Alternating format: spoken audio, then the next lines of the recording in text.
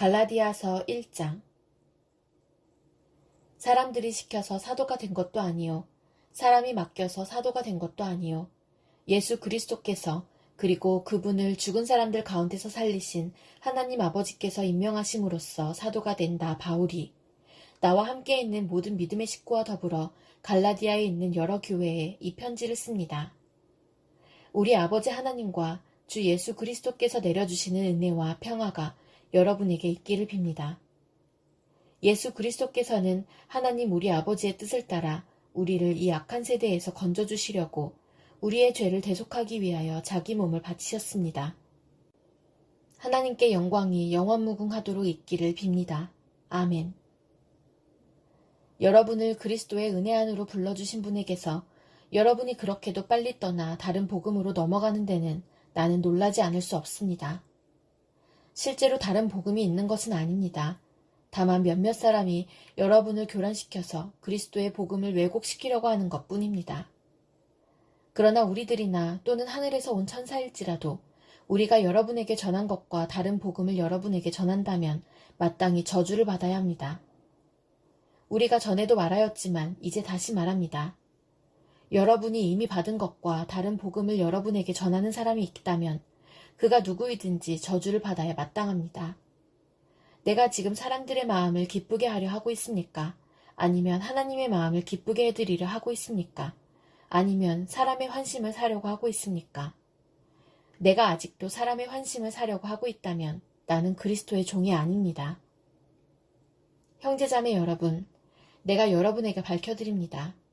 내가 전한 복음은 사람에게서 비롯된 것이 아닙니다. 그 복음은 내가 사람에게서 받은 것도 아니요 배운 것도 아니요 예수 그리스도의 나타나심으로 받은 것입니다. 내가 전에 유대교에 있을 적에 한 행위가 어떠하였는가를 여러분이 이미 들은 줄 압니다. 나는 하나님의 교회를 몹시 박해하였고 또 아주 없애버리려고 하였습니다. 나는 내 동족 가운데서 나와 나이가 같은 또래의 많은 사람보다 유대교 신앙에 앞서 있었으며 내 조상들의 전통을 지키는 일에도 훨씬 더 열성이었습니다. 그러나 나를 모태로부터 따로 세우시고 은혜로 불러주신 하나님께서 그 아들을 이방 사람에게 전하게 하시려고 그를 나에게 기꺼이 나타내 보이셨습니다. 그때에 나는 사람들과 의논하지 않았고 또 나보다 먼저 사도가 된 사람들을 만나려고 예루살렘으로 올라가지도 않았습니다. 나는 곧바로 아라비아로 갔다가 다마스쿠스로 되돌아갔습니다. 3년 뒤에 나는 게바를 만나려고 예루살렘으로 올라갔습니다. 나는 그와 함께 보름 동안을 지냈습니다. 그러나 나는 주님의 동생 야고보밖에는 사도들 가운데 아무도 만나지 않았습니다. 내가 여러분에게 쓰는 이 말은 하나님 앞에 맹세코 거짓말이 아닙니다. 그 뒤에 나는 시리아와 길리기아 지방으로 갔습니다. 그래서 나는 유대 지방에 있는 그리스도의 교회들에게는 얼굴이 알려져 있지 않습니다. 그들은 다만 전에 우리를 박해하던 그 사람이 지금은 그가 전에 없애버리려고 하던 그 믿음을 전한다 하는 소문을 들을 따름이었습니다. 그래서 그들은 나를 두고 하나님께 줄곧 영광을 돌렸습니다. 갈라디아서 2장. 그 다음에 14년이 지나서 나는 바나바와 함께 디도를 데리고 다시 예루살렘으로 올라갔습니다. 내가 거기에 올라간 것은 계시를 따른 것이었습니다. 나는 이방 사람들에게 전하는 복음을 그들에게 설명하고 유명한 사람들에게는 따로 설명하였습니다. 그것은 내가 달리고 있는 일이나 지금까지 달린 일이 헛되지 않게 하려고 한 것입니다. 나와 함께 있는 디도는 그리스 사람이지만 할 일을 강요받지 않았습니다. 몰래 들어온 거짓 신도들 때문에 할 일을 강요받는 일이 있었던 것입니다. 그들은 우리를 노예로 만들고자 하여 그리스도 예수 안에서 누리는 우리의 자유를 엿보려고 몰래 끼어든 자들입니다. 우리는 그들에게 잠시도 굴복하지 않았습니다. 그것은 복음의 진리가 언제나 여러분과 함께 있게 하려고 한 것입니다. 그 유명하다는 사람들로부터 나는 아무런 제한도 받지 않았습니다. 그들이 어떤 사람들이든지 나에게는 아무 상관이 없습니다. 하나님께서는 사람을 겉모양으로 판단하지 않으십니다. 그 유명한 사람들은 나에게 아무런 제안을 하지 않았습니다. 도리어 그들은 베드로가 할례받은 사람에게 복음을 전하는 일을 맡은 것과 같이 내가 할례받지 않은 사람에게 복음을 전하는 일을 맡은 것을 알게 되었습니다. 그들은 베드로에게는 할례 받은 사람에게 복음을 전하게 하시려고 사도직을 주신 분이 나에게는 할례 받지 않은 사람에게 복음을 전하게 하시려고 사도직을 주셨다는 사실을 깨달았습니다. 그래서 기둥으로 인정받는 야고보와 게바와 요한은 하나님이 나에게 주신 은혜를 인정하고 나와 바나바에게 오른손을 내밀어서 친교의 악수를 하였습니다. 그렇게 하여 우리는 이방 사람에게로 가고 그들은 할례 받은 사람에게로 가기로 하였습니다. 다만 그들이 우리에게 바란 것은 가난한 사람을 기억해달라고 한 것인데 그것은 바로 내가 마음을 다하여 해오던 일이었습니다. 그런데 게바가 안디옥에 왔을 때에 잘못한 일이 있어서 나는 얼굴을 마주보고 그를 나무랐습니다. 그것은 게바가 야고보에게서 몇몇 사람이 오기 전에는 이방 사람들과 함께 음식을 먹다가 그들이 오니 할례 받은 사람들을 두려워하여 그 자리를 떠나 물러난 일입니다. 나머지 유대 사람들도 그와 함께 위선을 하였고 마침내는 바나바까지도 그들의 위선에 끌려갔습니다. 나는 그들이 복음의 진리를 따라 똑바로 걷지 않는 것을 보고 모든 사람 앞에서 게바에게 이렇게 말하였습니다. 당신은 유대 사람인데도 유대 사람처럼 살지 않고 이방 사람처럼 살면서 어찌하여 이방 사람들어 유대 사람이 되라고 강요합니까? 우리는 본디 유대 사람이요 이방인 출신의 죄인이 아닙니다. 그러나 사람이 율법을 행하는 행위로 의롭게 되는 것이 아니라 예수 그리스도를 믿는 믿음으로 의롭게 되는 것임을 알고 우리도 그리스도 예수를 믿은 것입니다.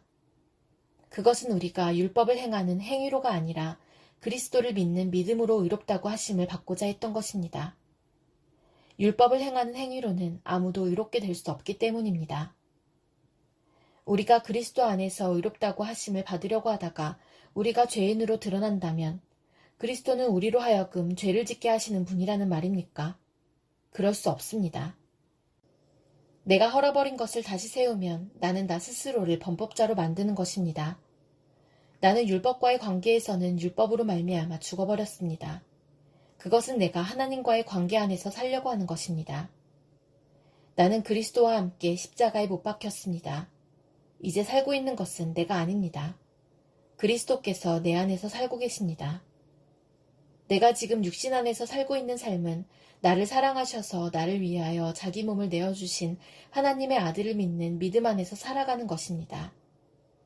나는 하나님의 은혜를 헛되게 하지 않습니다. 의롭다고 하여 주시는 것이 율법으로 되는 것이라면 그리스도께서는 헛되이 죽으신 것이 됩니다. 갈라디아서 3장. 어리석은 갈라디아 사람들이여, 예수 그리스도께서 십자가에 못 박히신 모습이 여러분의 눈앞에 선한데 누가 여러분을 홀렸습니까? 나는 여러분에게서 이 한 가지만을 알고 싶습니다. 여러분은 율법을 행하는 행위로 성령을 받았습니까? 그렇지 않으면 믿음의 소식을 들어서 성령을 받았습니까? 여러분은 그렇게도 어리석습니까? 성령으로 시작하였다가 이제 와서는 육체로 끝마치려고 합니까? 여러분의 그 많은 체험은 다 허사가 되었다는 말입니까? 참말로 허사였습니까? 하나님께서 여러분에게 성령을 주시고 여러분 가운데서 기적을 행하시는 것은 여러분이 율법을 행하기 때문입니까? 아니면 믿음의 소식을 듣기 때문입니까? 그렇지 않으면 여러분이 복음을 듣고 믿어서 그렇게 하신 것입니까? 그것은 아브라함이 하나님을 믿으니 하나님께서 그것을 의로운 일로 여겨주셨다는 것과 같습니다. 그러므로 믿음에서 난 사람들이야말로 아브라함의 자손임을 여러분은 아십시오. 또 하나님께서 이방 사람을 믿음에 근거하여 의롭다고 여겨주신다는 것을 성경은 미리 알고서 아브라함에게 모든 민족이 너로 말미암아 복을 받을 것이다 하는 기쁜 소식을 미리 전하였습니다. 그러므로 믿음에서 난 사람들은 믿음을 가진 아브라함과 함께 복을 받습니다. 율법의 행위에 근거하여 살려고 하는 사람은 누구나 다 저주 아래에 있습니다. 기록된 바 율법책에 기록된 모든 것을 계속하여 행하지 않는 사람은 다 저주 아래에 있다 하였습니다. 하나님 앞에서는 율법으로는 아무도 의롭게 되지 못한다는 것이 명백합니다. 의인은 믿음으로 살 것이다 하였기 때문입니다. 그러나 율법은 믿음에서 생긴 것이 아닙니다. 오히려 율법의 일을 행하는 사람은 그 일로 살 것이다 하였습니다. 그리스도께서 우리를 위하여 저주를 받은 사람이 되심으로써 우리를 율법의 저주에서 속량해 주셨습니다. 기록된 바 나무에 달린 자는 모두 저주를 받은 자이다 하였기 때문입니다. 그것은 아브라함에게 내리신 복을 그리스도 예수 안에서 이방 사람에게 미치게 하시고 우리로 하여금 믿음으로 말미암아 약속하신 성령을 받게 하시려는 것입니다. 형제자매 여러분, 나는 사람의 관례를 예로 들어서 말하겠습니다. 어떤 사람이 적법하게 유언을 작성해 놓으면 아무도 그것을 무효로 하거나 거기에다가 어떤 것을 덧붙일 수 없습니다. 그런데 하나님께서 아브라함과 그 후손에게 약속을 말씀하실 때에 마치 여러 사람을 가리키는 것처럼 후손들에게 라고 말씀하시지 않고 단 한 사람을 가리키는 뜻으로 너의 후손에게 라고 말씀하셨습니다. 그 한 사람은 곧 그리스도이십니다. 내가 말하려는 것은 이것입니다. 하나님께서 이미 맺으신 언약을 430년 뒤에 생긴 율법이 이를 무효로 하여 그 약속을 폐하지 못합니다. 그 유업이 율법에서 난 것이면 그것은 절대로 약속에서 난 것이 아닙니다.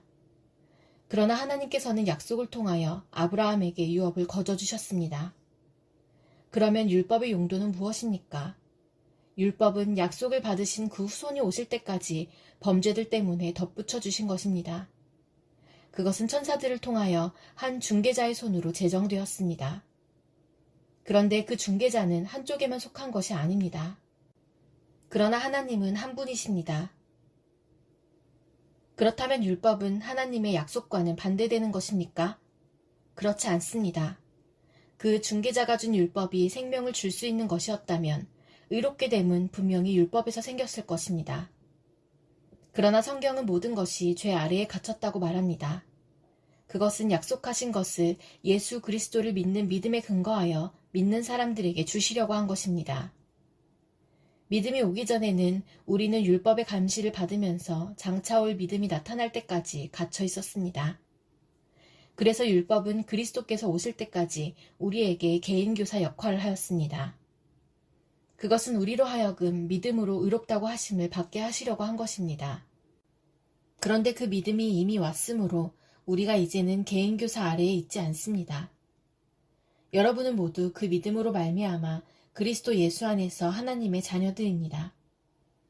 여러분은 모두 세례를 받아 그리스도와 하나가 되고 그리스도를 옷으로 입은 사람들이기 때문입니다. 유대 사람도 그리스 사람도 없으며 종도 자유인도 없으며 남자와 여자가 없습니다. 여러분 모두가 그리스도 예수 안에서 하나이기 때문입니다. 여러분이 그리스도께 속한 사람이면 여러분은 아브라함의 후손이요 약속을 따라 정해진 상속자들입니다. 갈라디아서 4장. 내가 또 말합니다. 유업을 잃을 사람은 모든 것의 주인이지만 어릴 때에는 종과 다름이 없고 아버지가 정해놓은 그때까지는 보호자와 관리인의 지배 아래에 있습니다. 이와 같이 우리도 어릴 때에는 세상의 유치한 교훈 아래에서 종노릇을 하였습니다.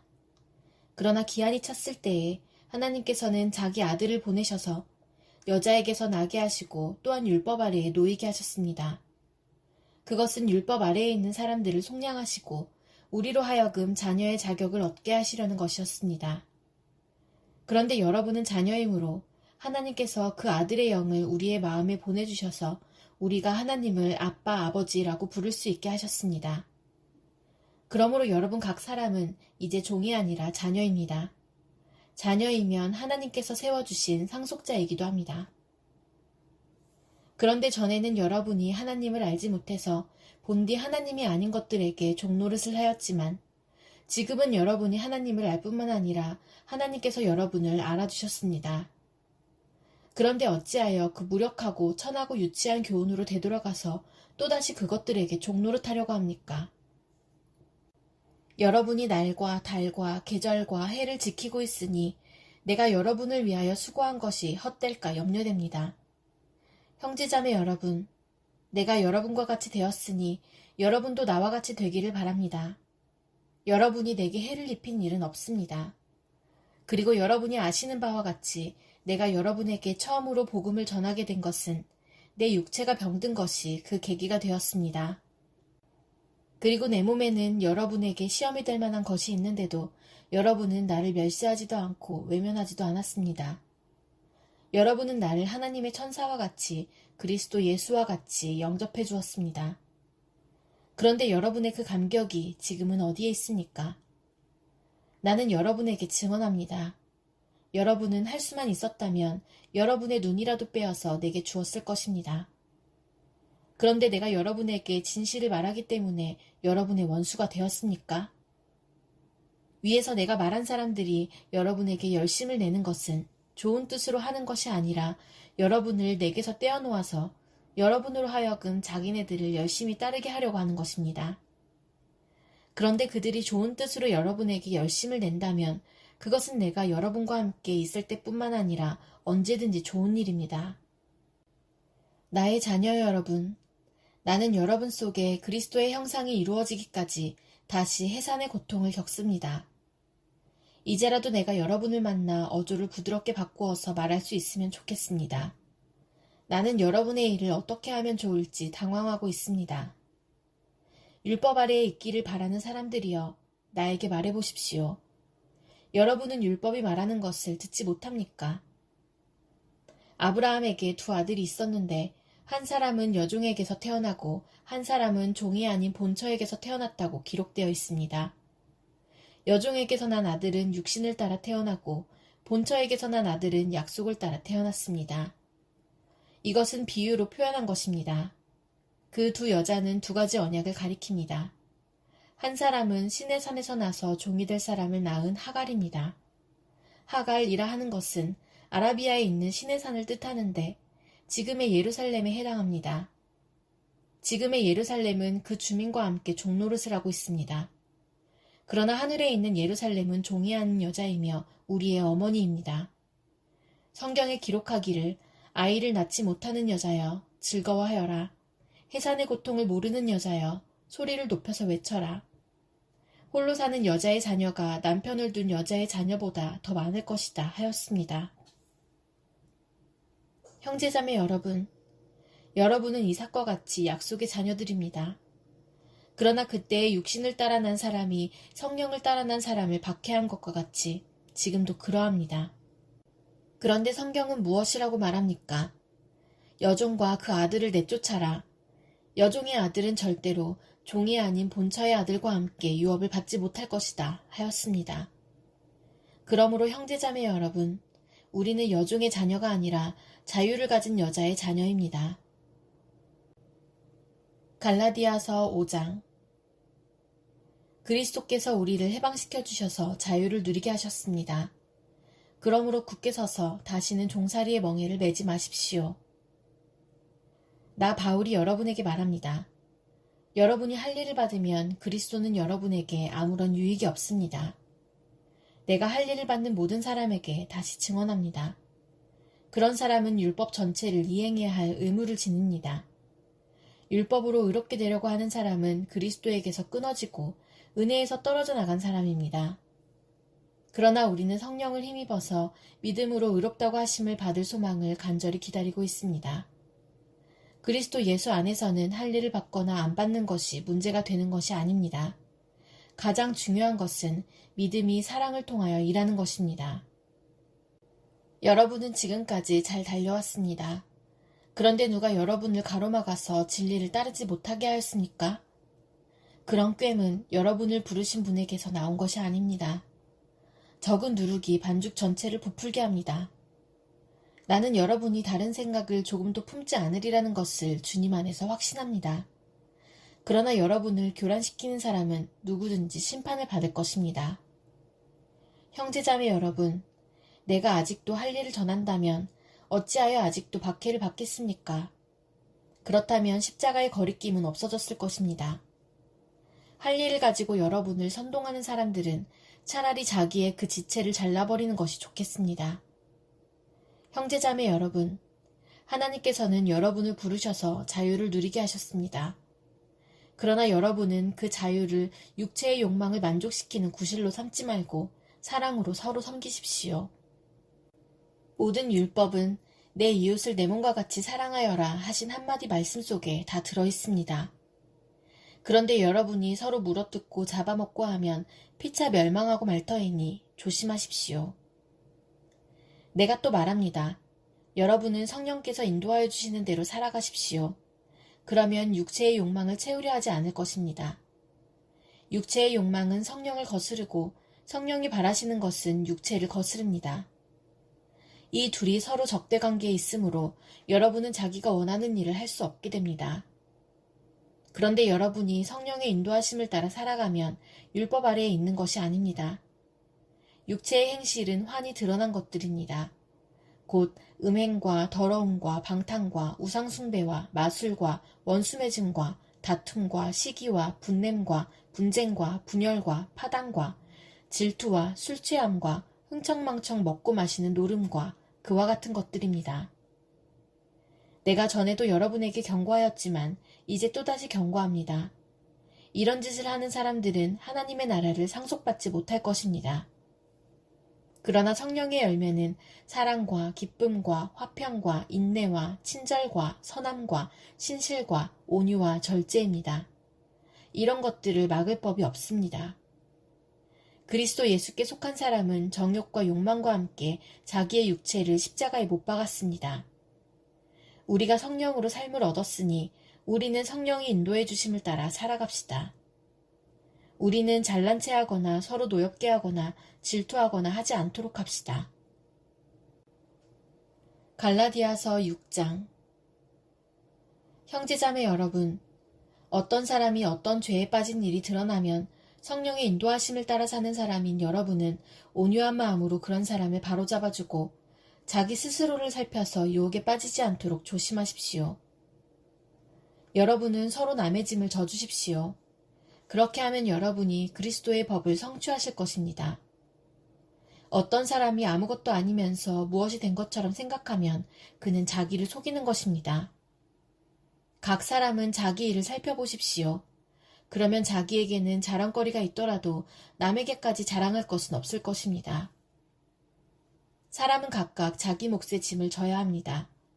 말씀을 배우는 사람은 가르치는 사람과 모든 좋은 것을 함께 나누어야 합니다. 자기를 속이지 마십시오. 하나님은 조롱을 받으실 분이 아니십니다. 사람은 무엇을 심든지 심은 대로 거둘 것입니다. 자기 육체에다 심는 사람은 육체에서 썩을 것을 거두고 성령에다 심는 사람은 성령에게서 영생을 거둘 것입니다. 선한 일을 하다가 낙심하지 맙시다. 지쳐서 넘어지지 아니하면 때가 이를 때에 거두게 될 것입니다. 그러므로 기회가 있는 동안에 모든 사람에게 선한 일을 합시다. 특히 믿음의 식구들에게는 더욱 그렇게 합시다. 보십시오. 내가 여러분에게 직접 이렇게 큰 글자로 적습니다. 육체의 겉모양을 꾸미기를 좋아하는 사람은 여러분에게 할 일을 받으라고 강요합니다. 그것은 그들이 그리스도의 십자가 때문에 받는 박해를 면하고자 하는 것입니다.